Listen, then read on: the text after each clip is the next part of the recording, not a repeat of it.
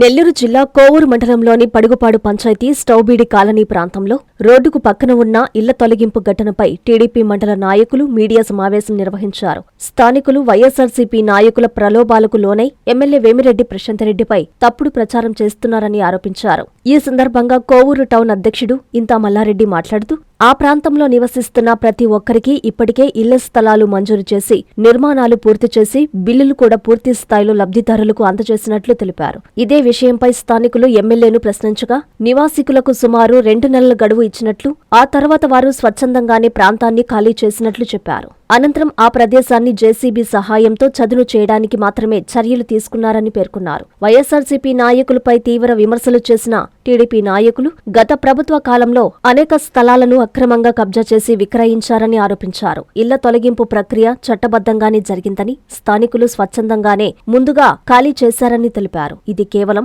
వైఎస్సార్సీపీ నాయకులు ఒకరిద్దరు స్థానికుల ప్రలోభాల వల్లనే ఎమ్మెల్యేపై బురద చల్లారని చేస్తున్న కుట్రగా మండల టీడీపీ నాయకులు ఖండించారు. ఈ కార్యక్రమంలో మండలంలోని కూటమి నాయకులు తదితరులు పాల్గొన్నారు. ప్రభుత్వం అందిస్తున్నటువంటి సంక్షేమ పథకాలు ప్రజలందరికీ తీసుకెళ్లాలనేటువంటి ఒకే ఒక ఉద్దేశంతో గడిచిన 2 సంవత్సరాలుగా కూటమి ప్రభుత్వం ఏర్పడినటువంటి 2 సంవత్సరాలుగా ఆ ఒక్క ప్రయత్నం మాత్రమే చేస్తూ ఉన్నాం. అయితే ఈ దుర్మార్గపు ప్రతిపక్షం అని చెప్పుకునేటువంటి వైఎస్ఆర్సీపీ వాళ్ళకి శవరాజకీయాలతో ప్రారంభమైనటువంటి వాళ్ళ నీచపు చరిత్రకి రోజు రోజుకి ఇది పరాకాష్ఠకు చెల్లేటువంటి పరిస్థితికి వచ్చింది.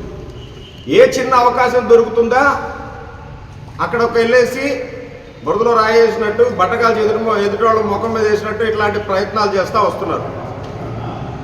నిన్న మొన్నటి రోజున స్థానికంగా ఉండేటువంటి పడుగుపాడు గ్రామ పంచాయతీకి సంబంధించిన ఏడీ బిల్డింగ్ ఏళ్ల తరబడి కోవూరు నియోజకవర్గంలో ఎదురు చూస్తున్నటువంటి ఒక డివిజనల్ ఆఫీస్ కన్స్ట్రక్షన్ అక్కడ జరుగుతుంది. ఎమ్మెల్యే గారి చొరవతోటే ఎమ్మెల్యే గారు అయినటువంటి వెంటనే అక్కడ డివిజనల్ ఆఫీస్ కట్టినట్లయితే ప్రజలకు సంబంధించిన కరెంటు విషయాల్లో మనం ఇంతకుముందు డివిజనల్ ఆఫీస్కి సంబంధించి ఏదైనా సమస్య ఉంటే కావలికి వెళ్లాల్సిన పరిస్థితి ఉండేది.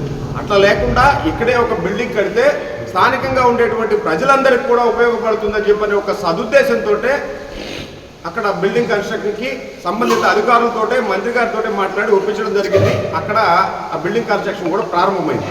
అదేవిధంగా ట్రాన్స్ఫార్మర్లు ఎక్కడైనా మనకి ఫెయిల్ అయిపోతేనో కాలిపోతేనో ఇక్కడి నుంచి అంబాపురం కొత్తూరుకి వెళ్ళి తెచ్చుకోవాల్సినటువంటి పరిస్థితి ఉంటే ఆ యూనిట్ను కూడా ఆ ప్రాంతంలో మనకి స్థలం అనేది ఉంది కాబట్టి అక్కడ ప్రారంభించాలనేటువంటిది గౌరవ పార్లమెంటు సభ్యులు వేమిరెడ్డి ప్రభాకర్ రెడ్డి గారి చొరవతోటే అక్కడ దాన్ని కూడా అక్కడ ఎస్టాబ్లిష్ చేసేదానికి ప్రయత్నం జరుగుతుంది. త్వరలో అది అందుబాటులో కూడా రాబోతుంది.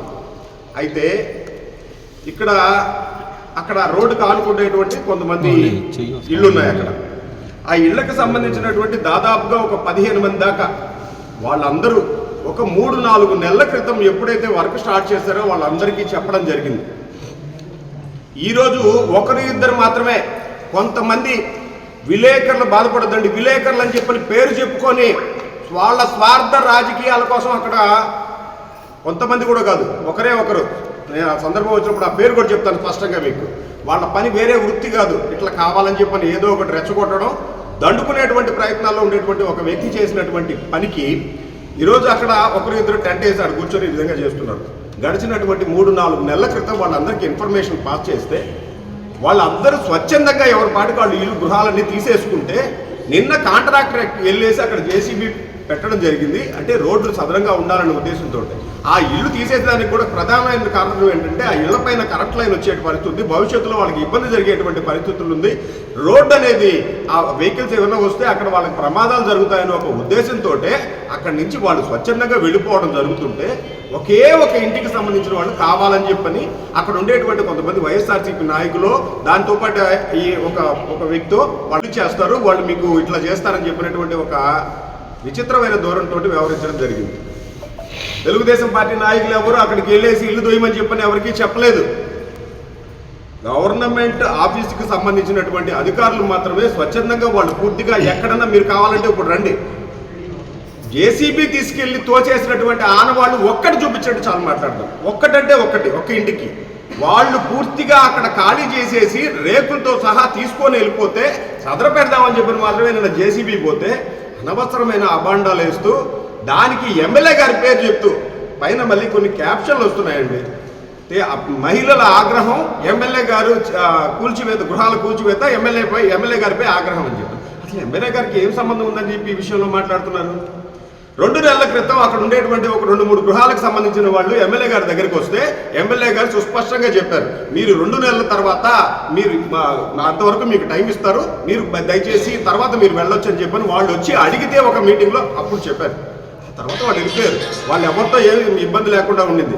ఇప్పుడు ఇబ్బంది అలా వచ్చింది ఏంటంటే కావాలని చెప్పని ఈ వైఎస్ఆర్సీపీ నాయకులు నిన్న కలుగు చేసుకొని ఏదో ఒకటి నియోజకవర్గం పూర్తి స్థాయిలో అభివృద్ధి చెందిపోతూ ఉంది. ఏ రకంగా చూసుకున్నా డెవలప్మెంట్ యాక్టివిటీస్ పూర్తిగా జరుగుతున్నాయి. అందాల్సినటువంటి సంక్షేమ పథకాలు పూర్తిగా అందుతున్నాయి.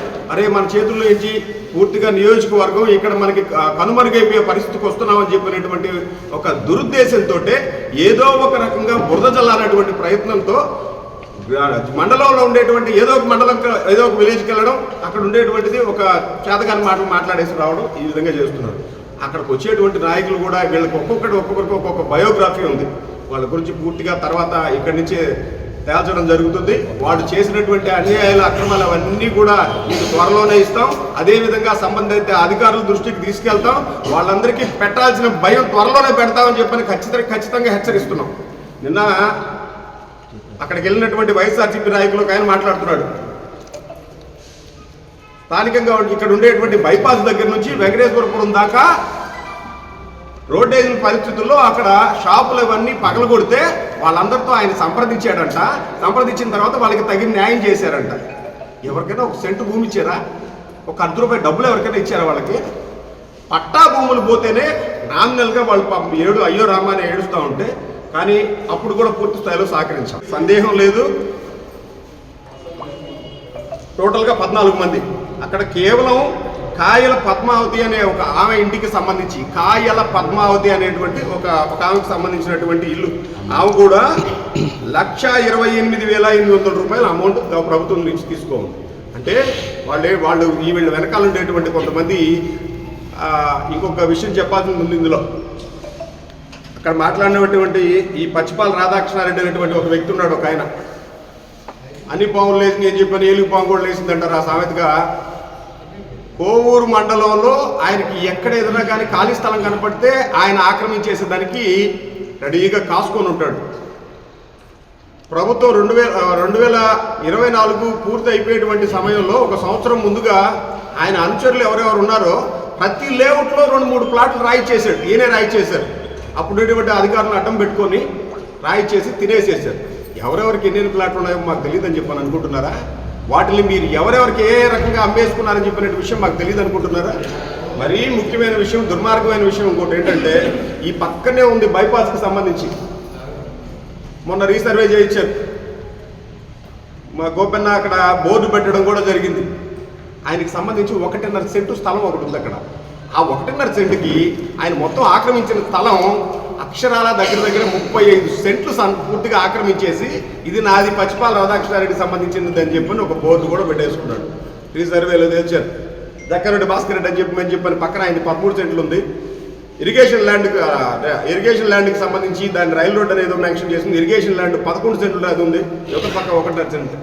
ఇది అతను చేసేటువంటి పని. శాంతినగర్లో ఒక దగ్గర ఉంటే అక్కడ స్థలం ఆక్రమించేసి ఇది చేస్తున్నారు. ఇట్లాంటివి ఆయనకు మచ్చుకు మాత్రం ఈ 2 చెప్పారు. మొత్తం తొందరలో మీకు ఒక 5-6 దగ్గరలకు సంబంధించి కోవూరు గ్రామ పంచాయతీలోనే ఆయన ఆక్రమించినటువంటి స్థలాల పూర్తి చిట్టా మీకు ఇస్తాను. దాన్ని ఆయన కూడా మాట్లాడుతున్నాడు. ఇంత సరిపోదా, అంత సరిపోదా, ఎక్కడక్కడ మేము మాత్రమే చేసేసాం, మేము మాత్రమే చెందామని చెప్పండి. ప్రజలకు మీరు చేసింది ఏమీ లేదు. ప్రజల దగ్గర నుంచి ఏ విధంగా దోచుకోవాలో, ఎన్ని రకాలుగా చేయాలో అవన్నీ మీరు చేసి పెట్టున్నారు. పూర్తి స్థాయిలో కోవూరు నియోజకవర్గ ప్రజలందరికీ కూడా మేలు చేసేదానికి కంకణం కట్టుకునేటువంటి ఏకైక వ్యక్తి మా నియోజకవర్గ ఎమ్మెల్యే గౌరవ శాసనసభ్యుల వారు వేమిరెడ్డి ప్రశాంత్ రెడ్డి గారు అని చెప్పని ఖచ్చితంగా తెలియజేసుకుంటున్నాం. ఏ పేదవాళ్ళకి దేనికి సంబంధించిన ఆపద అని అంటే దానికి సంబంధించిన ప్రతి ఒక్క దాంట్లో కూడా ముందుంటారు. ఇట్లాంటి అనవసరమైనటువంటి రాద్ధాంతాలు చేయొద్దని చెప్పని మరీ తెలియజేసుకుంటూ, మీ వల్ల ఈ విధంగా ఈరోజు చేస్తున్నటువంటి కొంతమంది ఒకరో ఇద్దరు వల్ల మిగతా వాళ్ళందరూ కూడా ఇబ్బంది పడేటువంటి పరిస్థితులు ఉన్నాయి. నిన్న అక్కడ జరిగిన విషయం కూడా మొగుడు కొట్టిందని కాదు, వాళ్ళ బాధ ఆడబిడ్డ చూసి నవ్విందని చెప్పినటువంటి చందాన వాళ్ళు ఇట్లాంటి పరిస్థితులు చేస్తున్నారు.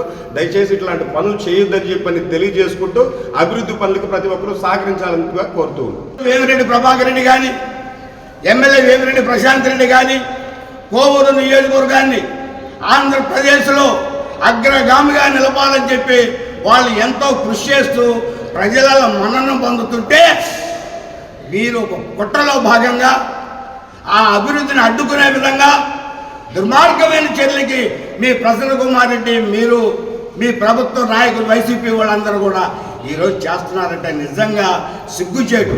ప్రజలు మిమ్మల్ని చెక్కరిచ్చారు, చెప్పులతో కొట్టారు. దాదాపు 70,000 మెజార్టీతో వేమిరెడ్డి ప్రశాంత్ రెడ్డి గారు మంచి మెజార్టీతో గెలిచారు. ప్రజల మన్ననలు పొందారు. అంత మెజార్టీతో నేను గెలిచాను, నన్ను గెలిపించిన ఈ ప్రజలకి అదే స్థాయిలో నేను అభివృద్ధి చేసి చూపిస్తానని చెప్పి ఒక ఛాలెంజ్గా తీసుకొని ఆమె ఈరోజు పనిచేస్తూ ఉంది. అటువంటి నాయకురాల మీద, పార్టీ మీద వీళ్ళు మాట్లాడటం నిజంగా చాలా దారుణమైన విషయం.